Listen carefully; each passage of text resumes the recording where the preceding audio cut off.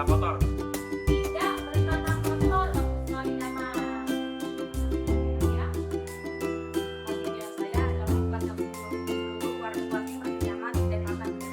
Oke, jadi menurut Damar kelas impian tadi adalah di mana warga kelas tidak berkata kotor. Kemudian tadi Lisa menyebutkan kelas impian Lisa adalah kelas yang Seluruh pada kelasnya merasa nyaman dan aman berada di dalam.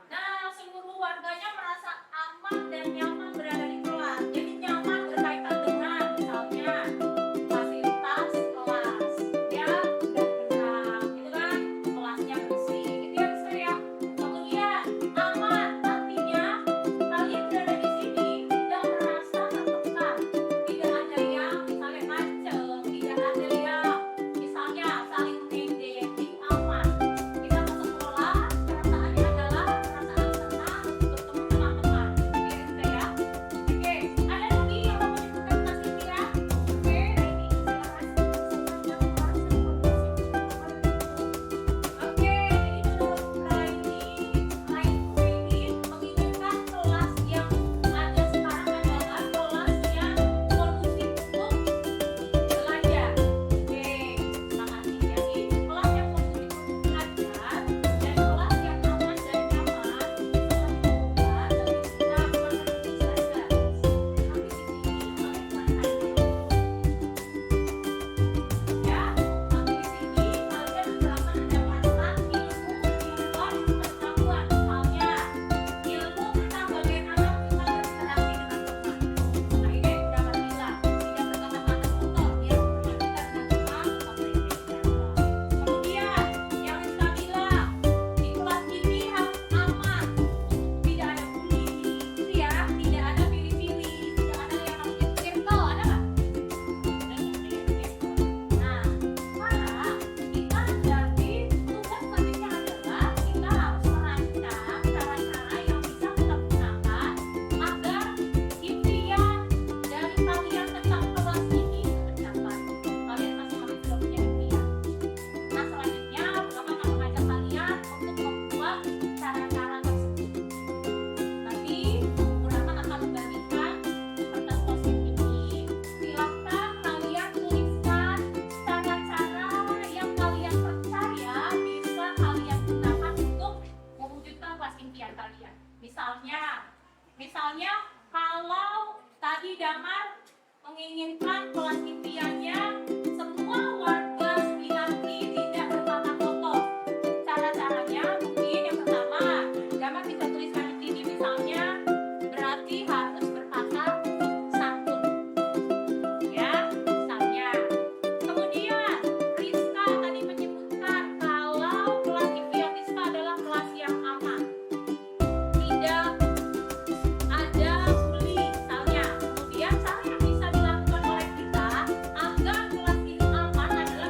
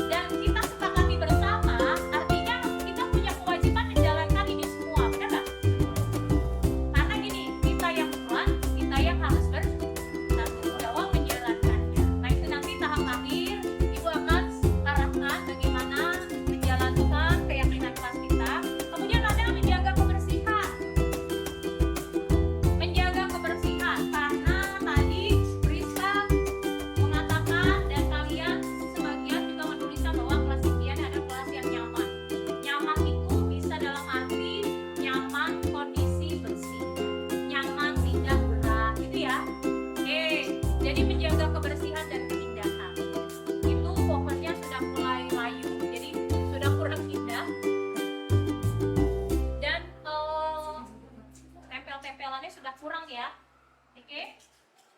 Kemudian lagi ada salam.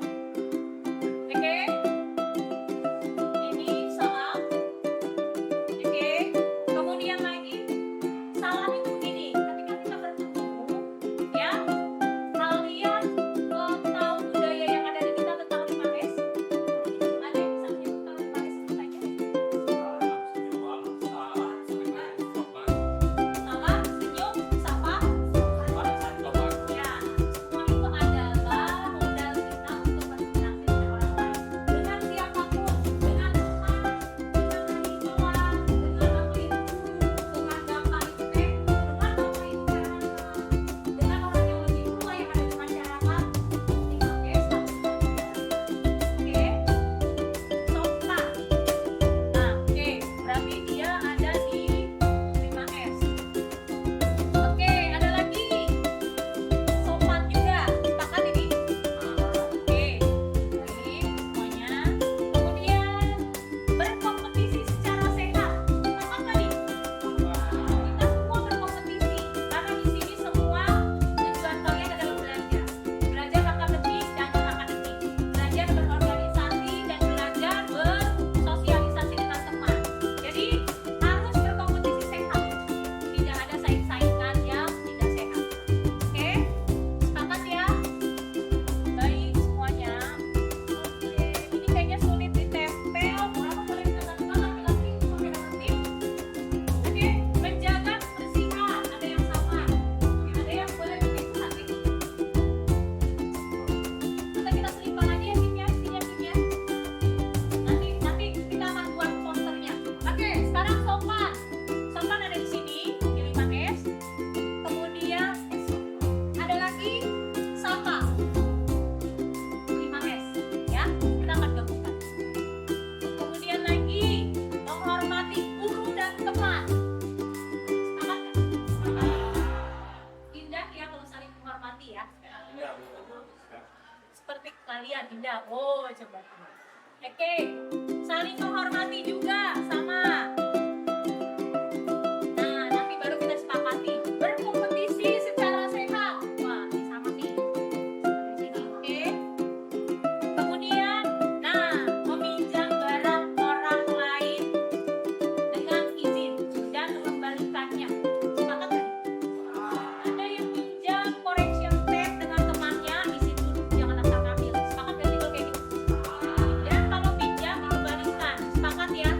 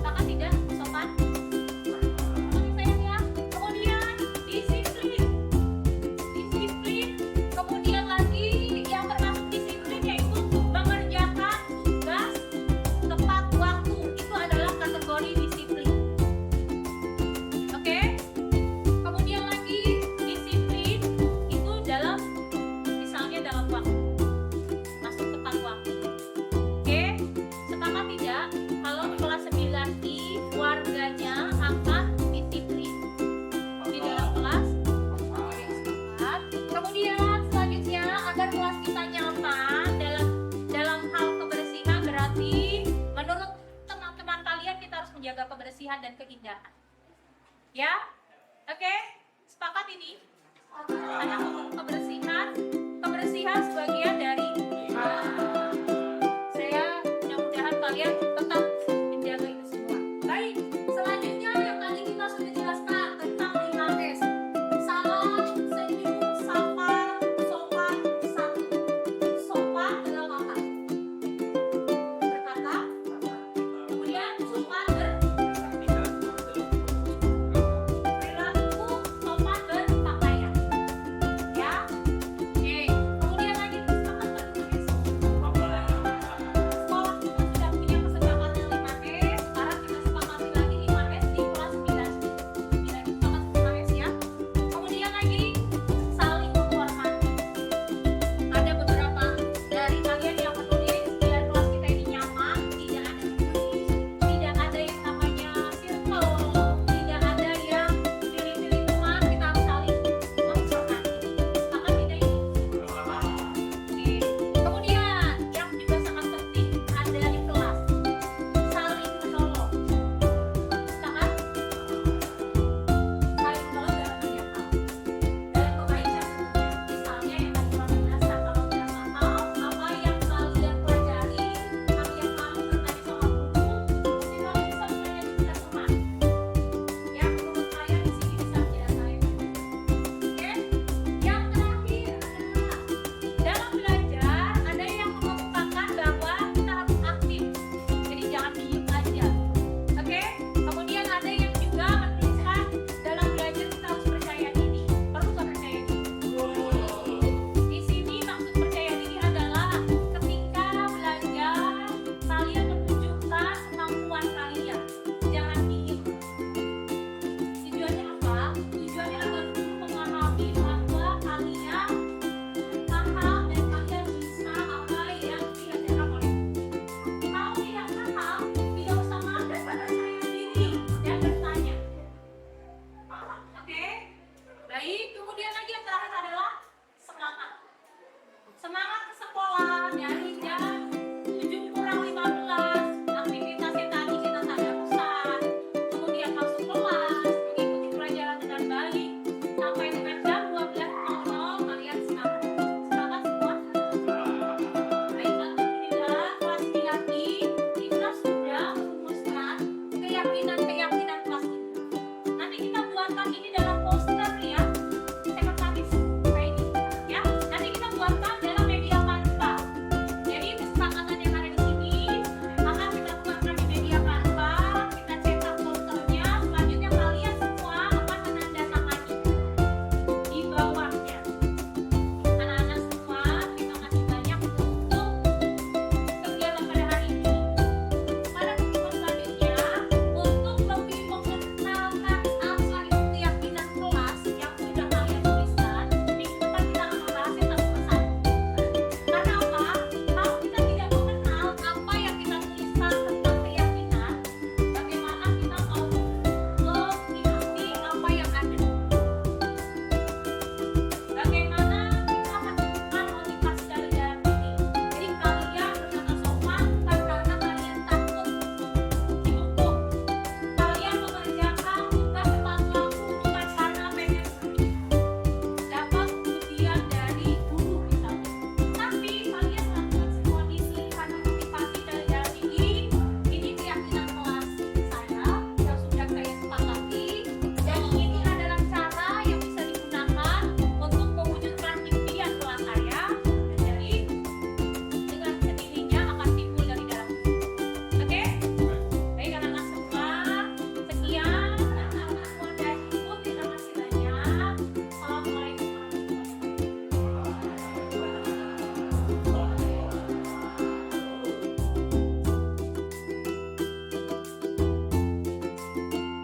Bapak Ibu, sebenarnya budaya positif yang akan kita jalankan di SMP 31 itu mengadopsi penanaman karakter yang diumpamakan seperti fenomena gunung es. 88% inilah dari karakter manusia yang akan kita timbulkan melalui budaya-budaya positif yang ada di sekolah dan di rumah. Karena memang semua yang ada di dalam alam bawah sadar itu dianalogikan seperti pola pikir manusia, kemudian lagi ada nilai-nilai, gitu kan. Kemudian lagi ada juga hal-hal yang sebenarnya menjadi potensi, dia belum nyata muncul, tapi dia sudah punya bakat. Nah, di sini adalah peran kita sebagai pendidik bagaimana untuk memunculkan perilaku yang ada di alam bawah sadar. Dengan apa? Dengan pembiasaan-pembiasaan dan teladan-teladan kita sebagai guru untuk memberikan satu pengkondisian di sekolah. Seperti itu, harapannya adalah pola pikir yang baik yang akan kita timbulkan, kemudian kepercayaan dan nilai-nilai dari peserta didik yang masih ada di alam bawah sadar bisa kita munculkan ke atas dengan kebiasaan yang kita lakukan di sekolah. Baik itu yang terpola, seperti kita kan sudah kesiswaan dan kita semua guru-guru secara konsisten sudah, misalnya pagi kita sudah biasakan bahwa kita menyambut siswa. Tujuannya macam-macam. Tujuannya banyak sekali, kita bisa melihat bagaimana keceriaan anak saat pagi hari, kemudian kita bisa melihat bagaimana anak yang mungkin punya masalah atau yang bangunnya kesiangan. Nah, itu adalah budaya positif yang kita jalankan di 31. Harapannya dari 88% yang masih berupa blueprint, melalui peran kita dan pengkondisian yang ada di SMP 31 ini dapat menjadi satu hal yang bisa diangkat ke alam sadar manusia. Budaya positif ini terdiri dari, pertama ada disiplin positif. Disiplin positif ini artinya disiplin yang memang berkaitan dengan bagaimana kita menerapkan satu kedisiplinan yang akan menimbulkan motivasi dari dalam. Karena sekarang ternyata hasil penelitian bahwa hukuman dan penghargaan itu sudah tidak relevan lagi di zaman sekarang. Kita akan rubah menjadi hal-hal yang kita sepakati bersama antara siswa dan guru. Minimal apa yang kita berikan berupa peraturan siswa paham semua. Tujuannya adalah mendisiplinkan mereka. Karena menurut Ki Hajar Dewantara memang tujuannya adalah merdeka. Menjadi pelajar yang merdeka. Ternyata pelajar yang merdeka atau orang yang merdeka bukan hanya orang yang bebas dari perintah. Saya merdeka, berarti saya harus bebas dari perintah. Tapi menurut Ki Hajar Dewantara, orang yang merdeka selain dia bebas dari perintah orang lain, tetapi dia juga mampu untuk mengendalikan dirinya sendiri. Artinya dia harus mampu mendisiplinkan diri. Bebas bukan berarti bebas tanpa disiplin diri. Ini yang dimaksud oleh pendidikan saat ini. Ketika seseorang memang tidak bisa mendisiplinkan diri sendiri, harus ada aturan atau harus ada sistem yang mampu mendisiplinkannya. Dan itu adalah peran kita sebagai guru. Yang ada pada budaya positif di sini adalah di mana guru harus memahami 5 kebutuhan dasar manusia. Menurut teori ada 5 kebutuhan dasar. Yang pertama, bertahan hidup. Misalnya kita pasti akan menghindari kalau kita kesakitan, kita kelaparan yang berkaitan dengan fisik kita. Kebutuhan untuk bertahan hidup berkaitan dengan survive, kebutuhan yang bersifat fisik. Manusia secara spontan akan melindungi dirinya karena sistem kerja otak kita terdiri dari 3. Ada otak reptil, ada otak mamalia. Otak reptil adalah otak yang berfungsi untuk ketika kita menghadapi ancaman atau stimulus yang berbahaya pada diri kita, secara otomatis dia akan mengatasinya. Kemudian lagi selanjutnya adalah yang akan mengatasi bagaimana kita harus merespon stimulus itu adalah ada otak mamalia. Cuma sistemnya adalah dia tidak berpikir secara kritis. Nah, makanya manusia diberikan otak primata, ini adalah artinya otak luhur. Itulah yang harus kita latihkan secara sistem. Otak untuk berpikir bahwa itu informasi benar atau tidak, itu kerjanya lebih berat dibanding dia langsung bereaksi terhadap stimulus tersebut. Selanjutnya, kebutuhan akan kasih sayang. Seperti kebutuhan untuk disayangi, kebutuhan untuk diterima, jadi bagian dari dalam kelompok. Apalagi sekarang siswa kita masuk dalam taraf pubertas, kita siswa SMP, di mana identitas mereka ada di dalam kelompok. Selanjutnya adalah kebutuhan untuk penguasaan. Artinya di sini kita semua manusia membutuhkan satu hal, kita ingin menjadi sesuatu. Kita ingin terlihat kompeten. Kemudian kita ingin dilihat, ingin hebat, ingin dilihat keterampilan kita. Yang selanjutnya adalah 5 posisi kontrol orang tua dan guru. Ini kalau kita refleksi, kita introspeksi diri, ini banyak kita gunakan. Sekarang saya saya akan jelaskan. Kemudian Bapak Ibu bisa introspeksi kira-kira kecenderungan kita kalau lagi jadi guru atau kalau lagi jadi orang tua, kita menggunakan posisi kontrol yang mana untuk mengendalikan anak-anak kita. Yang pertama, penghukum. Nah, tipe kontrol penghukum itu merupakan seorang penghukum bisa menggunakan hukuman fisik maupun verbal dengan kata-kata. Dia memang tidak main tangan, tapi dengan kata-kata yang bisa menyakiti anak-anak. Satu hal yang menyakitkan anak itu akan masuk ke dalam long term memory atau memori jangka panjang. Kalau karakter anak ketika dihukum, dia bisa memotivasi dirinya, itu akan sangat baik. Tapi ketika kita mendapati anak yang kita hukum ternyata karakternya adalah karakter pendendam, ya kita nggak tahu apa yang akan dilakukannya di masa mendatang ataupun saat itu juga. Ini adalah tipe kontrol yang biasa digunakan oleh orang tua atau guru. Tipe pembuat merasa bersalah.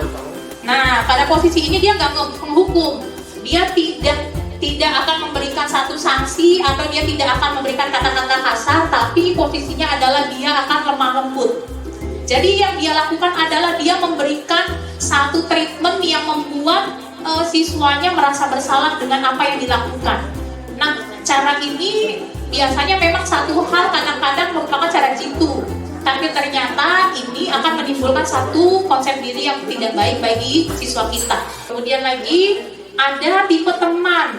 Di sini baik sekali kalau memang kita mendekatkan diri dengan siswa. Karena memang kalau kita tidak menjalin hubungan dengan siswa, bagaimana dia akan menerima pelajaran atau menerima informasi dari kita dengan baik. Nah, kalau guru dengan posisi ini dia tidak akan menyakiti murid, tapi akan tetap mengontrol murid melalui persuasi atau ajakan-ajakan. Posisi teman ini ada dua dampak, positif dan negatif. Positifnya adalah tentu hubungan yang baik akan tetap terjalin. Tapi dampak negatif dari kontrol yang sering kita lakukan kalau kita menggunakan posisi teman adalah dia akan mengandalkan kita. Dia akan nurutin sama kita. Kalau diomongin sama, misalnya sama Bu Rahma dia baru dengar. Tapi kalau sama yang lain enggak. Itu negatifnya. Yang kedua, negatifnya lagi adalah ketika di satu saat Bu Rahma tidak bisa membantu anak itu, padahal biasanya saya akan membantu dia, tapi pada satu hal tertentu saya tidak bisa bantu. Tapi yang ada di komen dia adalah, saya kira itu teman saya, kenapa itu tidak membantu saya? Karena dia sudah tergantung dengan saya. Ini adalah dampak negatif dari kita mengingatkannya. Tapi negatifnya adalah anak tidak mandiri. Kita harus selalu memantau bagaimana perubahan dia. Nah, ini adalah kompetensi posisi kontrol yang harus dijalankan oleh guru, yaitu sebagai seorang manajer. Artinya di sini manajer dia bisa luwes. Dia bisa seketika dia menjadi posisi teman dan dia bisa menjadi posisi pemantau. Tapi yang dilakukan posisi manajer adalah dia akan membantu siswanya untuk menemukan bagaimana solusi dari permasalahannya. Bukan kita yang ngasih solusi. Ini adalah disiplin positif yang digadang oleh kementerian akan merubah paradigma pendidikan kita yang berkaitan dengan fokus pada peningkatan karakter, yaitu restitusi. Di PMM ada Bapak Ibu, nanti PMM di topiknya ada, kita bisa pelajari, kita diskusikan. Tapi yang jelas pada restitusi yang dibutuhkan itu adalah kolaborasi antara guru dan siswa. Ketika siswa melakukan pelanggaran, yang dilakukan oleh guru adalah bertanya tentang bagaimana atau apa yang menjadi alasan dia melakukan hal tersebut. Kita identifikasi. Biasanya ini kan kemampuan dari guru bimbingan dan konseling ya. Tapi ternyata di budaya positif dan pendidikan dengan paradigma baru, restitusi ini harus bisa dimiliki oleh semua guru. Harapannya budaya positif ini bisa bersama-sama secara kompak kita laksanakan. Tahapannya ada beberapa. Pertama adalah menstabilkan identitas. Jadi anak yang lagi marah kita stabilkan dulu emosinya agar kita bisa masuk ke dalam permasalahan siswa. Gitu. Misalnya dengan kata-kata kita menenangkannya, ya ibu maklum setiap orang pasti pernah melakukan kesalahan. Gitu ya. Kemudian kita juga meyakinkan bahwa bukan kamu satu-satunya kok yang pernah melakukan kesalahan, banyak orang lain. Ibu pun pernah melakukan kesalahan. Itu Itu adalah tahap awal. Bagaimana kita menurunkan emosional dari orang yang sedang melakukan kesalahan atau sedang bermasalah. Kemudian yang selanjutnya adalah bagaimana validasi tindakan yang salah. Itu mencari penyebab mengapa dia melakukan itu. Jadi kita melihat kebutuhan dasar mana yang lagi dia penuhi. Misalnya di sini ada anak yang suka bikin onar, ada saja tingkahnya untuk tidak bisa tertib di sekolah. Ternyata ketika kita panggil, ada kebutuhan dasar yang dia ingin penuhi, tapi karena dia tidak tahu bagaimana memenuhi kebutuhan dasarnya dengan cara-cara yang positif, hal-hal negatiflah yang dia lakukan. Dia mengendalikan teman-temannya, yuk loncat pagar, atau yuk kita nggak usah ikut pelajaran di kelas. Saat itu kebutuhan dasar yang ingin dia penuhi adalah rasa kesenangan. Tipe belajar dia adalah tipe kinestetik atau mungkin tipe audio visual. Kalau orang tipe seperti itu selalu kita berikan ceramah dan merangkum gitu kan, itu tidak ada rasa senang, sedangkan kebutuhan dasar yang dia fokuskan adalah rasa senang. Dan yang terakhir adalah ketika memang secara emosi sudah kita stabilkan, kemudian kita tahu kebutuhan dasar yang dia butuhkan apa, baru kita menanyakan keyakinan. Artinya keyakinan kelas ini adalah satu hal yang diyakini siswa. Kemarin saya coba di kelas 9I, jadi saya bertanya kepada kelas 9I, kelas impian mereka tuh kayak gimana sih? Misalnya, saya kepengen teman-temannya tuh yang gak milih-milih. Saya pengen teman-temannya yang gak ada circle, katanya gitu ya. Kemudian saya kepengen guru yang gak nagih-nagih tugas. Tapi berusaha kita akomodir, saya akomodir. Oke, kalau memang kamu menginginkan guru tidak marah dan menagih-nagih tugas, berarti keyakinan atau tindakan apa yang bisa kamu lakukan? Berarti itu harus tepat waktu. Ya, saya catat tepat waktu. Nah, ketika saya bilang tepat waktu adalah salah satu cara biar mereka tidak mengulur-ngulur tugas atau melalaikan tugas, itu kita sepakati. Artinya ketika mereka melanggar itu yang akan kita bahas lebih lanjut di segitiga restitusi. Cuma memang tidak semua siswa yang kita bisa ajak diskusi untuk pemecahan masalah. Ada anak yang pasif, diem, akhirnya kita yang berperan. Dan mudah-mudahan kita bersama bisa mewujudkan budaya positif yang